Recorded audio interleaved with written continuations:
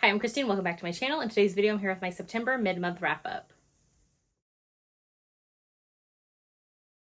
Right, so it is about halfway through September. Well, it's September 14th today when I'm filming, but we're just going to call it for being the middle of the month. So yeah, I'm here to wrap up the 21 books I've read so far for the month. As always, if you ever want to see more of my thoughts or my full reviews on any of the books I talk about, I do review every book I read. You can get to that through my Goodreads, which is always linked in the description of all of my videos. I also link in there the books that I chat about in all my videos. So if you missed the book, missed the author, and are wondering what I was talking about, you can go back to the description and check that out. So without further ado, we'll jump into the 21 books that I read for the month so far. So first up, I read Mind Promise by Natasha Madison. This is part of her Southern Wedding series, which I have been absolutely loving. I went on a binge of a couple of her different series last month and read a few from different series that she does. All of her series do connect, where you're going to see like multi-generational stories. So like the parents or the grandparents and siblings and aunts and uncles, like they all get books. But this Southern Wedding series has been my favorite of the ones that I have tried out from her so far. So yeah, this is the newest one that just dropped in September, and I really enjoyed it and gave it 4 stars. So this one is A Small Town. It is one night stand turned kind of second chance-ish, and then a secret baby romance as well, which is one of my favorite tropes. So the story starts in this one, the heroine is helping out with the wedding planning business, and she's coordinating like a proposal and a wedding for the couple of the previous book. So while all that's happening, a guest shows up at the wedding / proposal, and it ends up being a man that she had a one night stand with 5 years ago in the past. And so she is like totally shocked, and then he's shocked as well because her daughter comes running out, and he realizes immediately like that is their daughter. And it is just like so good. Yeah, all of their lives definitely get turned upside down, but it's just like the sweetest, cutest romance. I really love how in Natasha Madison's secret baby romances, like the ones I've read so far, that it is never like a second thought or anything like that to the heroes. Like as soon as they realize that is their child, they are immediately want to be involved in their lives, and like no questions asked, like they are totally in. This one was definitely more low angst. There was a few moments in here that I thought were going to be turned into something that like a conflict, but it never really happened that way.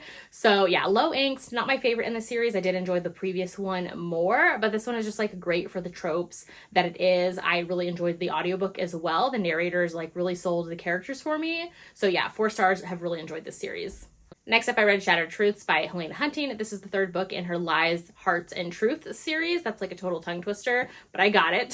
So this one came out at the very end of August, and I got to it at the beginning of September. So this one was sadly my least favorite in the series, and I ended up giving it 3 stars. This one, it did start off really strong in the beginning, but towards the middle, I started to lose interest in it, sadly. The cover for this one, the cover for this whole series in general, they're just like stunning, and I love them so much. So in this one, the hero is the son of a hockey player, which his dad is actually from the author's Pucked series. So this whole series has kind of been like second generation stories. So yeah, the hero in this one, his dad's a hockey player, but the hero in this one, he's actually a figure skater. So I really loved seeing that. He's like this bearded, tattooed, pierced figure skater, which I thought was so much fun. And he ends up meeting the heroine, who is actually a hockey player. These two are definitely opposites of how they grew up. Like the hero is from wealth and privilege, and the heroine was born into a lower income family where her father is abusive and kind of neglectful as well. But she's totally a badass hockey player, which I did love to see. And the hero sees that about her, and so he invites her to come and join his family and his friends kind of at their skate rink. This one felt a little too insta-lovey for me. Like the hero and the heroine, they both really fall into one another very easily. They fall into this relationship very easily, which I just was missing the angst that we've gotten in the previous 2 books in the series. So like I wanted more angst here. It was okay, like it just wasn't my favorite in the series. So yeah, 3 stars for me. Next, I ended up reading her Wanton Wager by Grace Callaway, and this one I sadly ended up giving 2 stars to. This one had actually been on my TBR for quite some time. I think I actually have a physical copy of it on my shelves somewhere as well, but it just sadly didn't work for me. So this one is historical romance. It's Hades and Persephone's retelling, which I thought was going to be just like a major hit for me, but yeah, it didn't work for me at all. So in this one, the hero is like a wicked gamester. The heroine, her name is even Persephone, and the hero plans to get revenge against the man who betrayed him, who ends up being the heroine's brother. And so he's like, you know, I'm going to seduce your sister. The heroine ends up going to the hero for help with her brother, and when she gets there, the hero is like, this is the perfect time to kind of get my revenge, seduce his sister, and like starts this wager with her. So basically he tells her he'll help her brother if she can resist 6 nights of seduction with him. Characters in this, it just felt super bland. I was never interested or pulled into the story. This was one of those books that I didn't even want to get back to. Like I was kind of putting it off, but I did have the audiobook out from Hoopla, so that like kind of helped me get through it. Otherwise, this was just like a major miss from me, which is sad because I have enjoyed the books that I've read from Grace Callaway in the past. So maybe this one just wasn't for me, and yeah, on to the next one. Next, I got an audio arc of Best Frenemies by Bachman Roe. This one actually comes out on September 16th, so pretty much around the time I'm posting this video, it's out.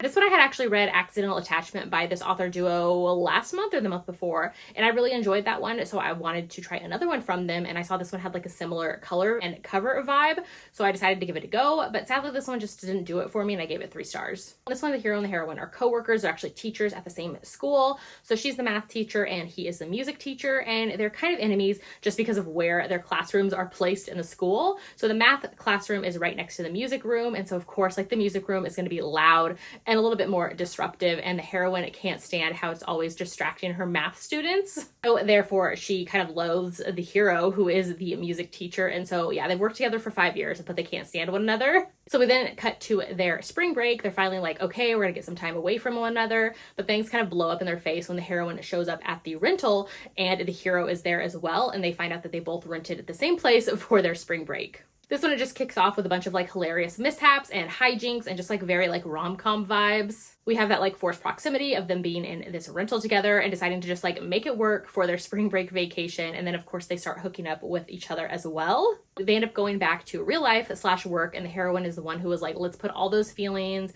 like the banging that we did on vacation, like in the past, and let's move on. But the hero is the one who's like I can't stop thinking about you. Like, what's happening here? This one did have good banter and it was okay. Like, it was a quick, easy listen. Just wasn't my favorite as far as enjoying the characters as much as I did their previous book. So, I mean, that's on me. But otherwise, yeah, I gave this one 3 stars.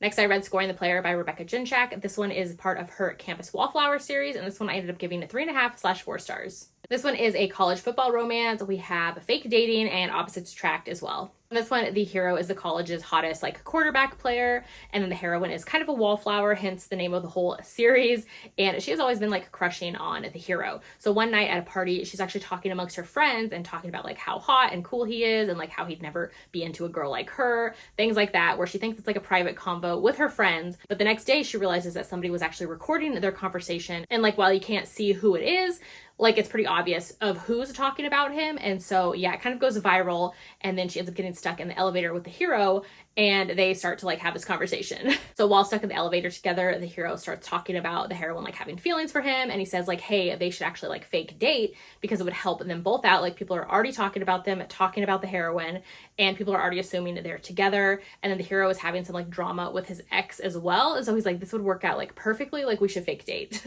This one was just a cute and fun new adult college romance, so definitely pick it up if you're in the mood for kind of like a sports hotshot hero meets the wallflower / shy virgin heroine who's like never been kissed. I realized that this author, her books work better for me on audiobook, so I did the audiobook of this one. It's on Hoopla, it's also on Libby, and yeah, I just had like a good time with it and gave it 3.5 / 4 stars. Next, I decided to jump into the Bailey Brothers series by Claire Kingsley. So first up was Protecting You, which is actually a novella that I didn't realize doesn't end on an HEA or anything like that. Like, it's a kind of a prelude to the first book in the series. So in this one, we get a friends to lovers set up between the hero and the heroine. They grew up as neighbors. She was always like the girl next door. And one day the hero realizes he has more feelings for her than he originally thought. And so he decides to just like go for it. This one just moves super quickly, like without any shown buildup of the relationship. Like, one minute he's like, oh, she's just my friend.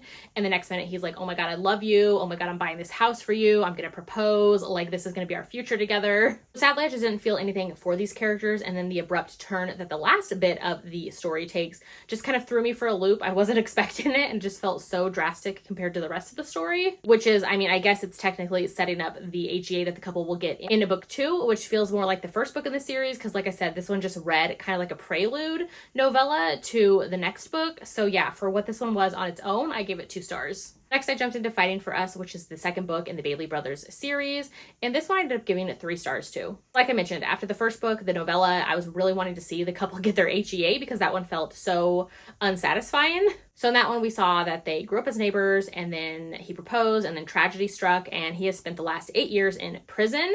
So this one is kind of like a second chance situation. This one I did like a little bit more than the first book in the series, which was that novella. This one, both the hero and the heroine had a lot of like trauma and past trauma to work through together before they could come together. This one, it just has a lot of angst, a lot of family time, a lot of drama in it. This one, sadly, like the couple just never really did it for me, so I gave this one 3 stars. I'm starting to think this author is just not really for me, which, I mean, I read her series years ago in the past, which was the Dirty Martini Running Club series. I really enjoyed that back then, but that was like 5 years ago at this point. I read her Miles Brothers series last year. I thought it was just okay. Callaway, and like I've heard this Bailey Brothers series is supposedly better, so that's why I've been giving them a try. So yeah, so far this one I gave 3 stars to. I am gonna try the next book in the series just because I've heard that is like people's favorite, but after that, I don't know, we'll see how I feel about this author. Next up, I read The Good Girl by Nikki Sloan, which is book 5 in her Nashville Neighborhood series, and this one I had a great time with and gave it 4/4.5 stars. This one just came out at the very end of August, and I was super excited to get to it, and it just like hit right for what I wanted at the right time. This whole series has just been like super entertaining and just like pure fun. So if you're in the mood for like just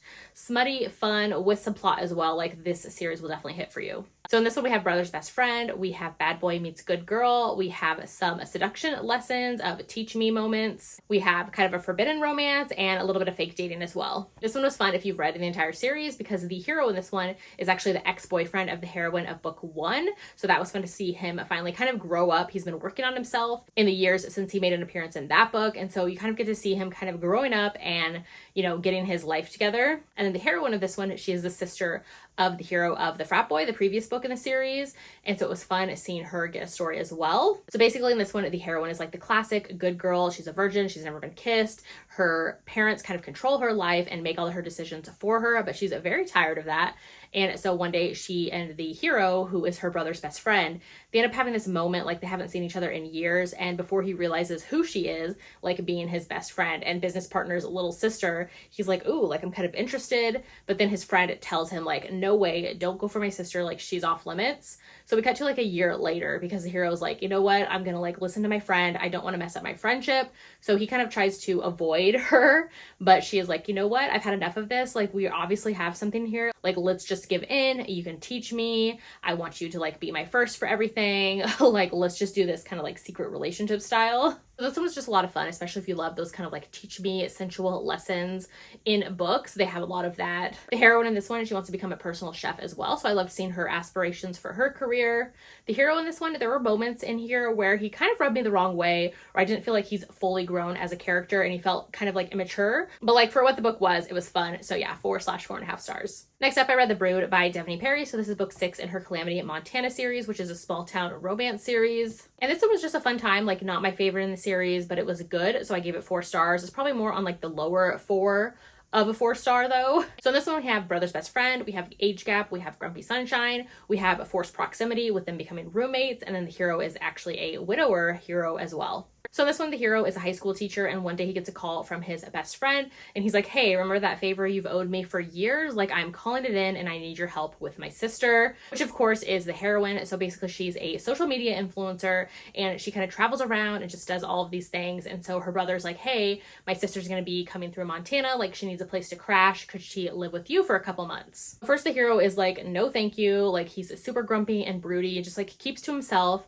But he's like, okay, I do owe my friend like this favor. So he ends up letting her move in with him. So I did like their opposites attract moment, how the hero is more broody and keeps to himself, where the heroine is just like sassy and spirited. She's tattooed. She goes after whatever she wants in life, like regardless of what anybody in her life, including her family, thinks. Yeah, somehow these two being opposites just like totally worked for one another and balanced each other out. I liked how the heroine, like she's usually always ready for her next adventure and to go off on the next big thing. But now she's kind of questioning if she even wants to leave Montana behind, and the hero. This one was just like very low angst, and it was easy to see these two fall into one another and get swept up in their story. Like it was okay. It was a low 4-star for me, but like it's solid. Not my favorite in the series, but it was still good. Next, I read Destiny of Ashes, which is the 3rd book in the Supernaturals of Castle Academy by Tessa Hale. Basically, this has been a paranormal series with why choose. We have the heroine and then 4 heroes. This one, like it is the 3rd book in a series, and you can't just jump into it. Like you definitely have to read the series in order because each of the books leaves off on a cliffhanger. And so each one is like a continuation of the full story. So I think it is better if you binge these all back to back just to like have that complete story. Basically, in this one, we start off right where we left off in book 2, and we jump right into the action again. We get to see this like bond that all of the characters have together just continues to grow and strengthen. And I just loved that about the relationship. I thought this was a great ending to their story. Like I said, if you want just like those kind of like nostalgic paranormal vibes, this series definitely delivers on it. And I gave this one 4 stars if I didn't mention that already.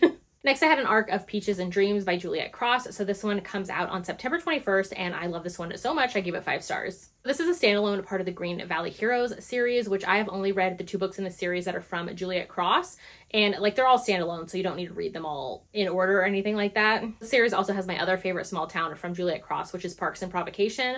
Love that book so much. And so in this one, we actually follow the 2 best friends of that couple in this book. And so this book is just like the epitome of a grumpy sunshine, single dad hero, opposites attract, small town. Loved it so much. This one, we see the heroine and she works at a moonshine shop and store, and it is her dream to win the local like moonshine competition for the year and then to eventually open up her own moonshine distillery. So like I mentioned, she does know the hero because they share the same best friends. And so she kind of hits him up because she's like, hey, I know like your grandfather used to do like moonshine. Could you get me in contact with him and things like that? And the hero is like, well, hold on. Like I know some things too.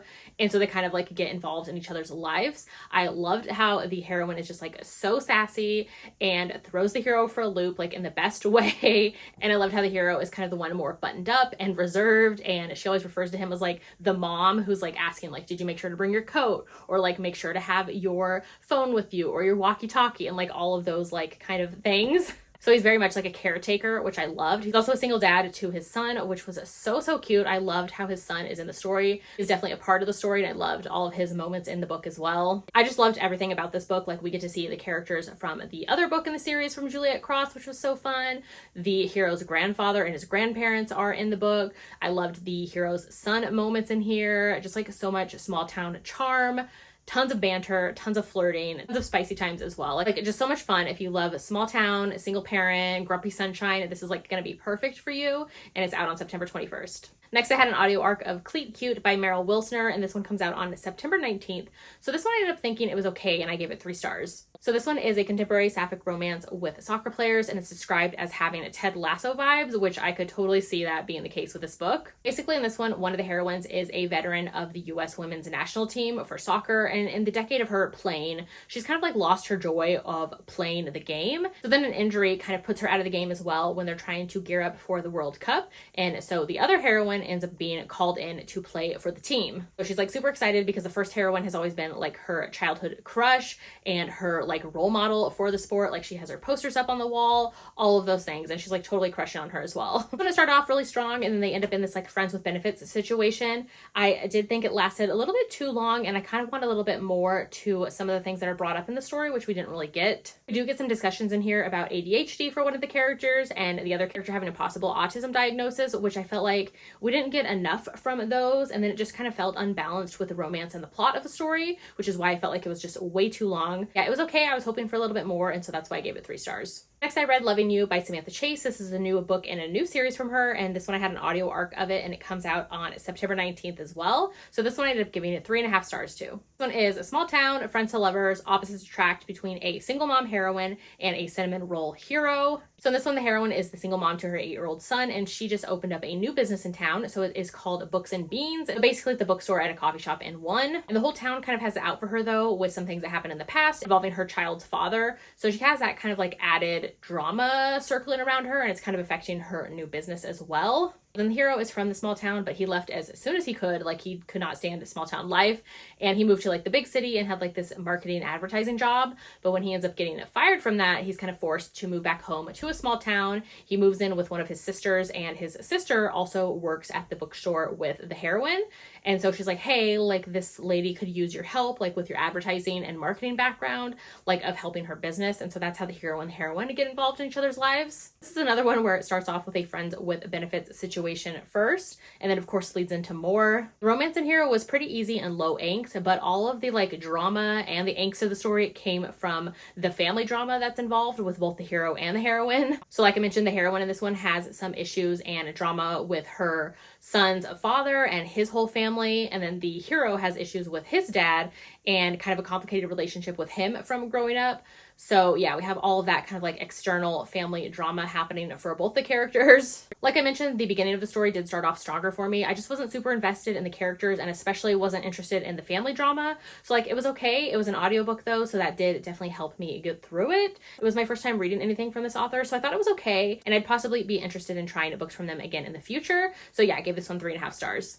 So next up I read The Serpent and the Wings of Night by Carissa Broadbent. So this is the first book in her Crowns of Nyaxia series. Hopefully I got that name right. This book has been on my TBR for quite some time. I feel like for the past year, like when it first came out. And yeah, this one I ended up giving 4 stars to. I thought it was a solid fantasy romance. This one I just sadly wasn't super blown away, and it's not a new favorite for me or anything like that, which I know a ton of friends who loved this one. But yeah, this one was okay for me. I just think maybe this author isn't really for me. Like, her books are always solid, but not like solid enough to be a favorite. And they're not like terrible enough where I give up reading her either. So I'm like in this kind of like weird in between with her books. So this one basically we follow the heroine, and she is a human living in a vampire world. Like, she was taken in by a vampire king when she was a child. And so she's kind of been living in this dangerous world for a human, of course, living amongst all these vampires. So now she ends up in this competition of sorts, and she ends up kind of banding together with somebody who should be her rival, but they end up kind of pairing up together and working together in the competition. So it ends up being the hero who is a vampire. And I felt like the book was just way too long. It needed to be edited down some. I feel like there was a lot of repetitiveness with the whole competition and everything going on there. And the romance was okay in here. Like, they do banter, and it's more of a slow burn romance though. Like, we only get one spicy scene between them, which is later on into the story. There are some things revealed later on at the end of the book as well, but I felt like they're all coming a little too fast, and like you don't really have a lot of time to process them, and it kind of came out of nowhere. So I like kind of felt meh about the reveals. So yeah, it was okay. Like, I felt like it was a good start. I'm not super pulled into it though, so I'm not like in a rush to get to the second book in the series, but like it was solid enough. So yeah, I gave it 4 stars. Next I read The Fae Princes by Nikki Sloan, and this is the 4th book, and I believe the last book in her Vicious Lost Boys series, and this one was so good, and I gave it 5 stars. Honestly, the last 2 books in the series are just like super addicting and so good, and they have been my favorites in the series. Like, book 1, The Never King, like I thought it was okay, but as the books go, they just get like better and better, with the last 2 being amazing. Basically, this whole series is a dark fantasy Peter Pan retelling with why choose as well. And it's honestly just so much fun. Like, I can't really say too much about the plot in this one because you literally have to read all of the other books. Like, we follow the same characters throughout, but this is just so good. Definitely listen to the audiobooks if you can. Like, I know they're available on My Libby and Hoopla, and they are amazing. They have a full cast and narration. Just like so good. Love this one so much and gave it 5 stars. Next I read Whiteout, which is an anthology, and it has 6 authors in it, but I know some of them are Tiffany D. Jackson, Nick Stone, and Angie Thomas, as well as a few others. I've read from these authors in the past, like their own books, and then I also read their anthology they did last year, which was Blackout. Had a great time with that one and wanted to jump into this one as soon as I saw it was available on Libby. So this one is a YA contemporary anthology where we're following these 12 teens all on the same night, which is of course in winter, hence the whole like wintry whiteout theme of the cover. This one was a great time and I gave it 4 stars. So basically in this one we follow 12 teens on the same night, and they're all friends, and we get all of their kind of like own little couplings and stories, but they also all kind of blend into the main story of the entire anthology, which is all of them trying to help one of their friends kind of make amends and apologize to her girlfriend. Yeah, it was just a fun time. I did love some of the stories more than the others, like just more invested in the characters, but as a whole I really enjoyed it and gave it 4 stars. If you're in the mood for like an anthology and kind of like wintry vibes, this one definitely delivered. Next, I read Broken Hearts by Rebecca Ginchak. This is part of her Campus Nights series, and this one I had a great time with, and I gave it 4 stars. Like I mentioned earlier, this author just really works for me better on audio, so I have been grabbing her audiobooks that I can find on Libby or Hoopla, and this was the next one that was available for me. So this is part of her Campus Nights series, which is a college sports romance series, and in this one, the hero is a hockey player, and the heroine is a figure skater, and she also has a heart condition as well. So these two actually end up meeting accidentally, and then after a bit, they end up becoming friends. So the story starts, the hero has just gotten out of a long-term relationship, and so at first he's like, this is my chance to, you know, kind of like see what's out there and all of those things, live life up. But when he sees the heroine, he's just like super pulled in, falls first, and is the one being the pursuer of like keeps asking her out when she says no. Yeah, eventually they do become sort of friends, and she eventually does give in to him. I loved how the hero is just like super sweet and super protective over the heroine, and we get a ton of time on the ice as well between her figure skating and his hockey playing. Like, it was just a fun time. I gave it 4 stars. Next up, I had an arc of Before the Sunset by Laura Pavlov. This is book 4 in her Cottonwood Cove series, and this one was so much fun. I've loved this entire series. Gave this one 5 stars, and it's out on September 21st. So this one is a small town, and it is a fake relationship between childhood best friends, and then we get a little bit of friends with benefits set up as well. So this one we've been following the entire same family. So in this one, the hero is from that big family we've been following, and he's the successful actor in the group of his family. This co-star who has been causing drama for his public life and kind of claiming there was a relationship between them that went sourly when he never was even with her. So his agent is like, hey, you need to like show people that you can actually like date and be like a, you know, in a healthy committed relationship. So he's like, no, like I'm really not interested. And so at the same time, his best friend, who is the heroine, she's coming back from London after being over there for a year, and she's an interior designer and she's moving back and is going to help him with his house. And so he's like, just live with me, like it just makes sense. So they do, like they share everything together, which was super sweet to see their friendship. Yeah, the heroine also, when she's coming back, her ex-fiance had broken up with her and now he's with somebody else. And so the heroine is like heartbroken, but she does still want to win back her ex. And so she's like, hey, like, you know, this fake relationship that the hero like kind of jokingly tells her about, they decide to just lean into it because she's like, maybe it will help my ex like realize he misses me and like wants me back. For the hero, it kind of helps with his like reputation. So one thing I like about friends to lovers setups is when neither of them have been like pining or anything like that, like they both kind of fall into realizing they have feelings for one another at the same time. So we do get that in here. This also has that like friends with benefits setup where they kind of like easily just like fall into bed together. They both are kind of like on the fence and don't talk to each other fully about things. So like the hero, he definitely wants the heroine, but he's not sure if she wants to be with him or that she's still kind of stuck on trying to win her ex back. And then the heroine, she's not sure if the hero is into her and like wants the same things out of life that she wants, which is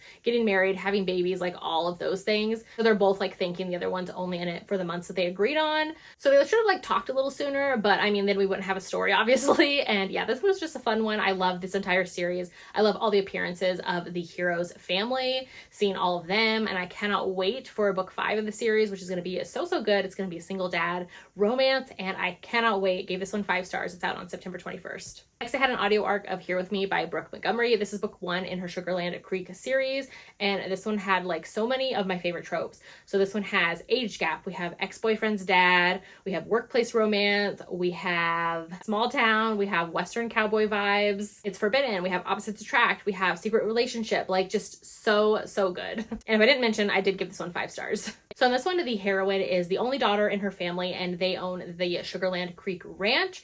And so she is 22 and she's a successful horse trainer, which everybody kind of thinks she's only successful because of her family's last name. And so she's kind of always trying to prove people wrong.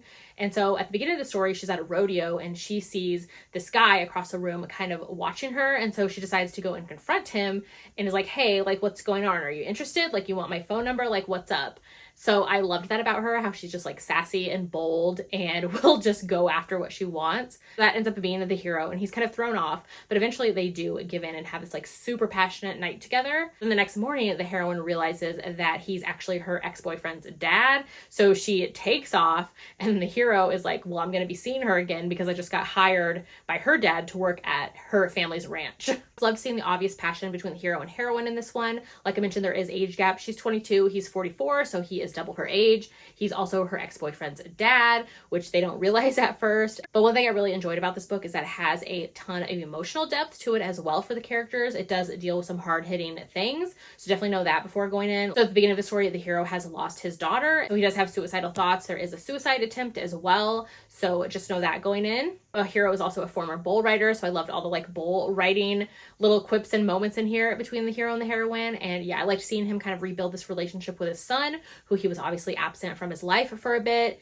And yeah, it was just like so good and just a fun one. I cannot wait for more in this series. And so yeah, I gave it 5 stars. Next, I read Crossed by Emily McIntyre. This is book 5 in her Never After series. This one just came out in August, and this one was so good. I was waiting for the audiobook to come through my Libby app, and it finally did, and so I jumped into it immediately, and I gave it 4.5/5 stars. So this entire Never After series is dark, kind of fairy tale reimaginings where the villains get their stories.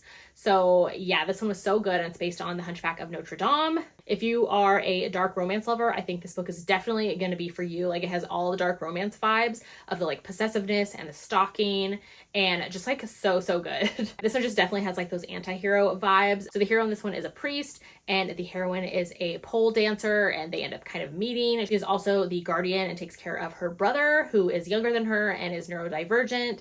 And then there are things, I don't want to spoil too much about this book because it's just like, you got to enjoy the ride. But yeah, basically the heroine ends up getting questioned for murder. So she has to go to this man from her past who is horrible and kind of ask him for a favor or for help.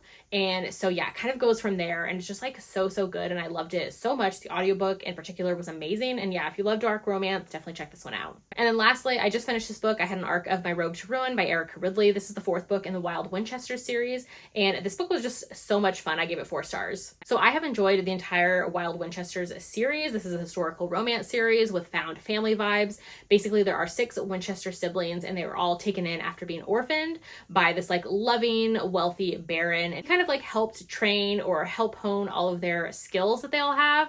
And so they end up helping people who like obviously need help and are kind of like do-gooders. So like all the characters have different skill sets. Some of them are like map making, disguises, they're sleuthing, like forgery, like all the breaking and entering, like all of these kind of like spy vibes. So in this one, we end up following Marjorie Winchester, and she is kind of the one who's always taken a backseat to the rest of her family when they're making plans or solving all of these mysteries. And so this time, the new case that they get is actually one that she is the only one with a specific skill set to solve it. So Marjorie is partially deaf after getting smallpox as a child. She's also an artist, and then she has the ability to remember every detail of something that she's seen. So they need her help when this forgery case comes in. So then enter the hero, who is a lord, and he was disowned by his father after just like being super roguish and super rakish, and his dad like had enough of him and cut him off. So the hero naturally took to forgery, and he kind of gets himself in a bad situation and ends up being blackmailed, and that's when the Winchester siblings end up coming into his life as well. This one was just fun. The hero and the heroine, they end up having to spend all this forced time together, and so they kind of get to know one another. I liked seeing how the heroine realizes that there's more to the hero than his roguish, rakish ways. And yeah, it was just a fun one. Like I always love when characters have the impression of somebody and then they obviously see there's more to them than they originally thought. That was a lot of fun. I did think the middle in here did start to drag for me a bit. It's more of a slower build of the romance, and we do get a lot of them chatting and talking, which just felt a little bit too repetitive at times. But otherwise, it's a great one. I've really enjoyed this entire series. And here we also have an adorable homing hedgehog, and he is just so cute and steals the show. So yeah, I gave this one 4 stars, and it was a lot of fun. All right, so those are the 21 books I've read so far for September. Let me know in the comments if you've read any of the books that I read, or maybe what some of your favorites for September have been so far. It's been a great reading month so far, and I'm excited to see what is in store for the rest of the month as far as reading goes. Also, I forgot to mention this in my September TBR, but for the last half of the month, I'm going to be reading Wolf Song by TJ Klune, because I am a co-host for the readathon that we're doing for the entire Green Creek series. So definitely join us if you love this series. If you haven't read it before and are reading it for the first time like me, join us, and I cannot wait. I'm so excited. This book's been on my TBR for literally years, and I've just been saving it because I know it's going to be amazing. So yeah, definitely going to be reading that one, and cannot wait for that book and more September releases for the last half of the month. Again, let me know what you're reading. Let me know what you're loving, all the things. Make sure to like and subscribe so you don't miss out on any of my future videos, and I'll see you in my next one.